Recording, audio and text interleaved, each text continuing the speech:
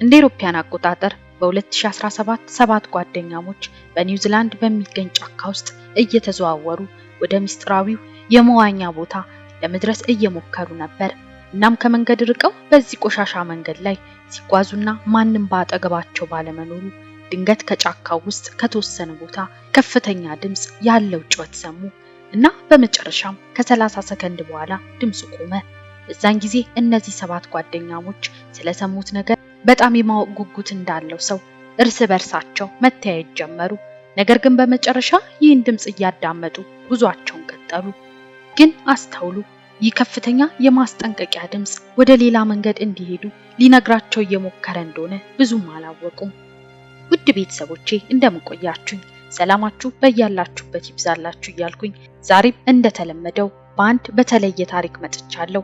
ቪዲዮን ላይክ፣ አዲስ የሆናችሁም ሰብስክራይብ በማድረግ ይህን ቻናል ተቀላቀሉ። ወደ ታሪኩ ልለፍ። ሰኞ ፌብሩዋሪ 6 2017 ዓ.ም ጠዋት ሁሉም የኮሌጅ ተማሪዎችና በኒውዚላንድ የሚኖሩ ሰባት ጓደኛሞች መኪኖቻቸውን ይዘው ወደ ኒውዚላንድ ትልቁ ከተማ ወደ ኦክላንድ ለመመለስ ተዘጋጁ። ቡድኑ በቲኪታፖ ሐይቅ ላይ ፍሎቼላ በተባለ ትልቅ ኮንሰርት ወጥተው ነበር። እዚያ ብዙ ታዳሚ አባላት እየተንሳፈፉ ሙዚቃ እያዳመጡ ጥሩ ጊዜ እያሳለፉ ነበር። ኮንሰርቱ ካለቀ በኋላ እኚህ የጓደኛሞች ቡድን ከሐይቁ ወጥተው በአቅራቢያው ወደሚገኝ ቤት አመሩ። ከዚያም መጠጦችን ይዘው ትንሽ ጊዜ አሳለፉ። ከዚያም ትንሽ ቆይተው ሊተኙ ገቡ። ቡድኑ በማለዳ ተነሳ፣ ምክንያቱም ወደ ኦክላንድ በሚመለሱበት መንገድ ላይ በበዓሉ ምክንያት የትራፊክ መጨናነቅ ስለሚኖር እሱን ለማምለጥ በተቻለ ፍጥነት ወደ መንገዱ ለመሄድ ስለፈለጉ ነበር። ፌብሩዋሪ 6 በኒውዚላንድ ትልቅ ብሔራዊ በዓል ነው። የዋይታንጊ ቀን ይባላል። ነገር ግን ሰባቱ ጓደኛሞች 3 መኪኖቻቸው ውስጥ ገብተው የ3 ሰዓት ጉዞ ወደ ሰሜን ኦክላንድ ለመጀመር በዝግጅት ላይ ነበሩ። ግን ከቡድኑ የ21 ዓመቷ ሪቾል ዴጆንግ ወደ ቤታቸው ከመመለሳቸው በፊት ወደ ኦክላንድ የሚወስደው በፈጣን አቅጣጫ በኩል ሄደው ትንሽ እንዲዋኙ ሐሳብ አቀረበች። ሪቾል ማዲ ከተባለች በዚህ የጓደኞች ቡድን ውስጥ ካለች ሌላ ሴት ጋር ከብዙ ወራት በፊት ይህን ሚስጥራዊ የመዋኛ ቦታ አይተውት ነበር። ይህ ቦታ አሁን ካሉበት 15 ደቂቃ ያህል ርቆ የሚገኝ ነው። ይህ የመዋኛ ቦታ በጫካ መካከል የሚገኝ ሲሆን በጣም ውብ አረንጓዴና ሰማያዊ እይታ አለው። ይህ የውሃ ገንዳ የዋይካቶ ወንዝ አካል ነበር። ነገር ግን ወንዙ በጣም ጥልቀት የሌለውና ብዙ ጊዜ ደረቅ ነበር። በጫካ ውስጥ ወደዚህ የውሃ ገንዳ የሚወስድ መንገድ ባይኖርም ግን መደበኛ ያልሆነ መንገድ ነበረው። የአካባቢው ነዋሪዎች ወደዚህ የውሃ ገንዳ ሲሄዱ ለዓመታት ጫካውን ያቋረጠ የቆሻሻ መንገድ ነበር። የሪቾልን ሐሳብ ከሰሙ በኋላ ቡድኑ በጣም ጥሩ ሐሳብ እንደሆነ ተስማሙ። እናም ቡድኑ በ3 መኪኖቻቸው ውስጥ ገብተው ከረፋዱ 5:40 አካባቢ ሪቾልና ማዲ መደበኛ ያልሆነውን ጠመዝማዛ የቆሻሻውን መንገድ ጨርሶ መንገድ ዳር እስኪደርሱ ድረስ መርተውታል። መኪኖቻቸውን በሰላም ወደ መንገዱ ዳር ከወሰዱ በኋላ ቡድኑ ከመኪናቸው ወረዱ እና ሪቾልና ማዲ በመንገዱ ጎዳና እየመሯቸው በጫካ ውስጥ መሄድ ጀመሩ። ከ15 ደቂቃ በኋላ 5:55 ቡድኑ ወደ ውሃው በጣም እየተጠጉ ነበር። ግን ደግሞ 5:55 ላይ ቡድኑ በድንገት ቆመ። ምክንያቱም ከየትኛው ቦታ እንደሆነ አያውቁትም። ግን ኃይለኛ ድምጽ መጣባቸው እና ከዚያም ድምጹ ቆመ። ቡድኑ እርስ በርስ ተያዩ። ይህ የማስጠንቀቂያ ድምጽ ምን እንደሚሰራ ማንም አያውቅም። ቢሆንም ግን መሄዳቸውን ቀጠሉ። ያ የሳይረን ድምጽ ባለቀ በ1 ደቂቃ ውስጥ ቡድኑ ይህን መደበኛ ያልሆነው የቆሻሻ መንገድ መጨረሻ ላይ ደረሱ። ይህም ውብ በሆነው የእይታ ቁልቁል ወደ መዋኛ ገንዳው ጫፍ የሚያሳይ ቦታ ደረሳቸው። እናም ሰዎች ወደ ውሃው እንዲወርዱ ለመርዳት የተገጠሙ ገመዶችን ይዘው በፊታቸው ያሉትን አለቶች አንድ በአንድ መውረድ ጀመሩ። እናም ወደ ውሃው ከወረዱ በኋላ ሁሉም የመታጠቢያ ልብሳቸውን አውልቀው ወደ ገንዳው ዘለው ገቡ። በኋላም ወደ ገንዳው መሃል መዋኘት ጀመሩ። ከውሃ ውስጥ እንደ ጥቃቅን ደሴቶች የሚመስሉ እነዚህ 2 ትላልቅ ድንጋዮች ነበሩ። ሪቾልና ሌሎች ሴቶች 5ቱ ወደ አንዱ ቋጥኝ ወጡ። እናም ወደ እነዚህ አለቶች ወጡና እይታውን ለማየት ዙሪያውን እየተመለከቱ ነው። እና ከዚያ 5:55 ላይ ሌላ የሳይረን ኃይለኛ ድምጽ መጣ። ድምጹ ከ3 ደቂቃዎች በፊት በቆሻሻ መንገድ ላይ በነበሩበት ጊዜ ከሰሙት ድምጽ ጋር ተመሳሳይ ነው። እናም ሰባቱ እንደገና እርስ በርሳቸው እየተያዩ ነው። አሁንም ይህ ማስጠንቀቂያ አልገባቸውም። ነገር ግን የ20 እና 30 ሰከንድ ረጅሙ ሳይረን ካለቀ በኋላ ዙሪያቸውን በጨረፍታ አዩ። ምንም አይነት የአደጋ ምልክት የለም። እንዲሁም ምንም አይነት ነገር እንደሚከሰት የሚያሳይ አካባቢው ላይ ምልክት የለም። በምትኩ በጣም ውብ የሆነ ስፍራ ነው የሚታያቸው። እናም ብዙም ሳይቆይ ድምጹን እንደገና ረሱና ሪቾል ካሜራዋን አውጥታ ፎቶ እያነሳች ሌሎችም እንዲሁ ፎቶ እያነሱ ነበር እና ከ2 ደቂቃዎች በኋላ በ6 ሰዓት ላይ የሳይረን ድምጽ ለሶስተኛ ጊዜ ጮኸ። አሁን በዚህ ጊዜ ቡድኑ ሌላ 2 ጊዜ የሳይረን ድምጽ ሰማ እና ምንም እንኳን የሳይረን ድምጽ በጣም የሚያስደነግጥ ቢሆንም ይህ ግን ለየት ያለ ነበር። ምክንያቱም በጣም ከፍ ያለ ድምጽና ጩኸቱ ከፍ ከማለቱ የተነሳ ጆሮቻቸውን እንዲይዙ አስገደዳቸው። በዚህ ጊዜ ይህ ምናልባት ከነበረው ድምጽ ለየት ያለ ቢሆንም በፊት ግን ድምጹን ሰምተው ምናልባት ስላልተከሰተ አሁንም ትኩረት አልሰጡትም። ነገር ግን ይህ ድምጽ በመጨረሻ በዚህ ሶስተኛ ጊዜ ሲያቆም በጣም የተለየ ነገር መከሰት ጀመረ። ቡድኑ ወዲያውኑ አስተዋለ። እስኪ ምን የሚከሰት ይመስላችኋል? አስባችሁት የነበረውን በኮሜንት ላይ መጨረሻ ላይ አሳውቁኝ። ግን ታሪኩን ከመቀጠሌ በፊት እየሰጣችሁኝ ላላችሁት መልካም አስተያየት እጅግ በጣም ላመሰግናችሁ እወዳለሁ። አሁንም ላይክ ሼር አድርጉልኝ። አዲስ የሚሆናችሁ ሰብስክራይብ በማድረግ እየተቀላቀላችሁ እንድታበረቱኝ በትህትና እየጠየቅኩኝ ወደ ታሪኩ ልለፍ። ሶስተኛው ሳይረን ሲቆም ቡድኑ አዲስ ድምጽ መስማት ጀመረ እና የወንዝ በመሰረቱ ደረቅ ቢሆንም ሳይረን ከመጣበት አቅጣጫ ከፍተኛ ድምጽ ያለው ውሃ መምጣት ጀመረ። እናም ጓደኛሞቹ ዞር ብለው ወደ ላይኛው ጅረት ተመለከቱ።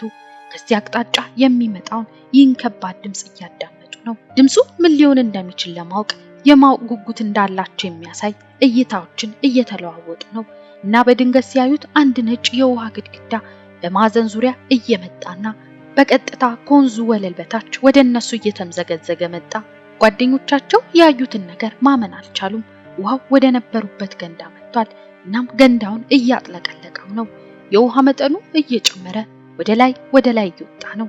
እነሱም ቆመው ነበርና እየጨመረ በሚሄድ ውሃ ስር መስጠም ጀመሩ። በዚህ አለቶች ላይ እንቆይ ብለው አሰቡ። ነገር ግን በሴኮንዶች ውስጥ የነበሩት አለቶች ሙሉ በሙሉ ሰምጠው ውሃውንም ከኮረብታው ወደ ኩሬያቸው እየወረደ ነበር። ከዚያም በሌላኛው በኩል ወደ ሌላኛው የወንዙ ዳርቻ እየፈሰሰ ነው። እናም ከነዚህ አለቶች ላይ ካልወጣን ውሃው እንደሚያሰምጣቸው እያሰቡ ነው እና ወጣ ብለው የነበሩት 2 ሰዎች ትንሽ ከፍ ወዳለውና ወደ ጫካው የሚያስገባው ድንጋይ ላይ ወጡ። ወደዚያ ከወጡ በኋላ ዘወር ብለው ውሃው እያሰጠማቸው አለት ላይ ያሉትን 5 ሴቶች ወደ እነሱ እንዲመጡ ጮሁ። እናም ጓደኞቻቸውን ይዘው ወደ እነርሱ ለመሳብ ሞከሩ። ነገር ግን በዚህ ጊዜ ሴቶቹ እስከ ጉልበታቸው ድረስ ውሃው ይዟቸዋል። ወደ እነርሱ እየሮጠ የሚመጣው ውሃ ሚዛናቸውን መጠበቅ እንዳይችሉ አድርጓቸዋል። በዚህ ውሃ ውስጥ ለመዋኘት ቢሞክሩ እንኳን ውሃው ወደ ውስጥ ይስባቸዋል። እናም አሁን ምርጫቸው ሊሆን የሚችለው ሴቶቹ ዘለው እጃቸውን የዘረጉትን ወንዶች መያዝ ብቻ ነው። እናም ሪቾል ዴጆንግ ይህን ለመሞከር የመጀመሪያዋ ሴት ነበረች። ከድንጋይ ላይ ዘላ የጓደኛቸውን እቅፍ ያዘች። እነሱም ያዟትና ደህንነቷ የተጠበቀች ሆነች። ከዚያ ዞር ብላ እሷና ሌሎች 2 ወንዶች ሴቶቹ ካለቱ ላይ ዘለው እንዲገቡላቸው ማድረጋቸውን ቀጥለዋል። ወደ ሁለተኛውና የመጨረሻው ሴት ጋር እስኪደርሱ ድረስ አሁን የመጨረሻዋ ሴት ጋር ደረሱ።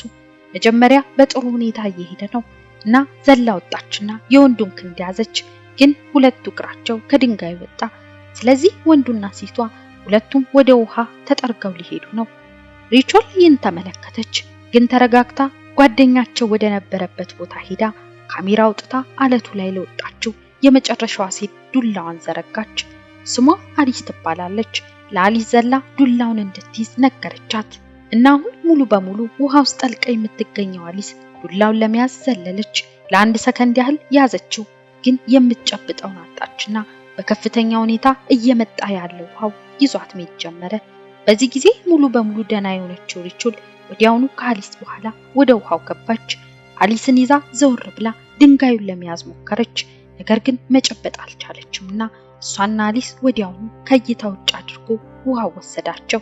ሪቾል፣ ማዲ፣ አሊስና ሌሎች ጓደኞቻቸው ወደዚህ ከመሄዳቸው ከ2 ሳምንታት በፊት በሚስጥር የመዋኛ ቦታው ሰዎች ወደዚህ ወንዝ እንዳይሄዱ የሚያስጠነቅቅ የማስጠንቀቂያ ምልክት በዚህ ገንዳ አጠገብ ተሰርቆ ነበር እና ያ ማስጠንቀቂያ ምልክት 7ቱ ጓደኛሞች ወደ ገንዳው ለመድረስ ትክክለኛ ባልሆነው የቆሻሻ መንገድ መጀመሪያ ላይ ተቀምጧል። ማለትም 7ቱ ጓደኛሞች ከመኪናቸው ወርደው ወደዚህ ገንዳ ለመሄድ ወደ ጫካው መሄድ ሲጀምሩ በኋላ ለሚያጋጥማቸው አደጋ አልተረዱም ነበር።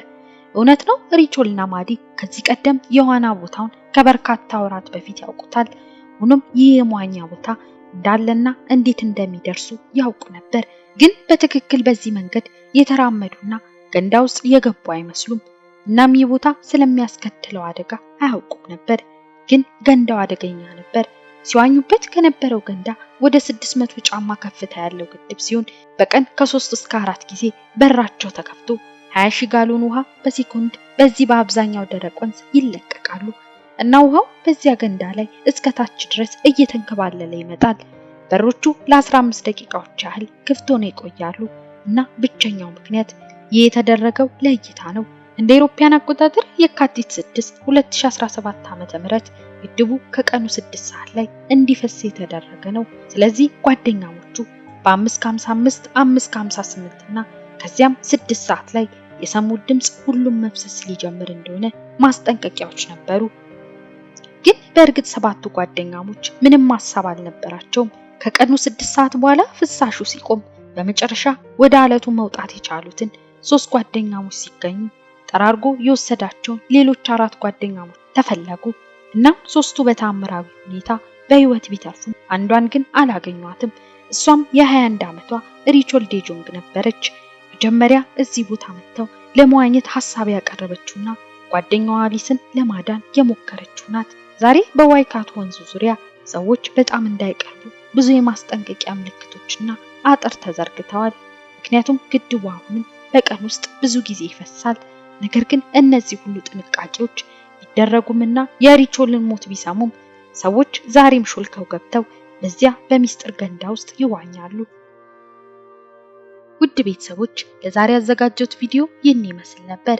በታሪኩ ላይ ያላችሁን ሐሳብ አሳውቁኝ እና ቀደም ሲል እንደጠየቅኳችሁ አስባችሁት የነበረውን በኮሜንት ላይ አሳውቁኝ። ላይክ፣ ሼር እንዲሁም አዲስ የሆናችሁ ሰብስክራይብ በማድረግ ተቀላቀሉኝ።